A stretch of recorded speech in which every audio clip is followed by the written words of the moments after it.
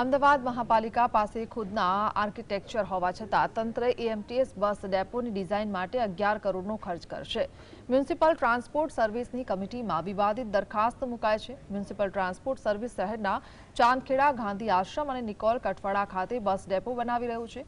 આ બસ ડેપોની ડિઝાઇન સુવિધા માટે ખાનગી કંપની એચસીએસજી ડિઝાઇનને કન્સલ્ટ કરવામાં આવી છે। આમ બસ ડેપોની માત્ર ડિઝાઇન પાછળ 11 કરોડનો ખર્ચ થશે। તો શું મહાપાલિકાની સિવિલ એન્જિનિયરની ટીમ નથી તેવા સવાલ ઉઠી રહ્યા છે। જો કે સમગ્ર મામલે 11 કરોડનો ખર્ચ વધુ હોવાથી આ કામ મામલે ફેરવિચારણા રાખવામાં આવી હોવાનો એએમટીએસ કમિટીના ચેરમેને દાવો કર્યો છે।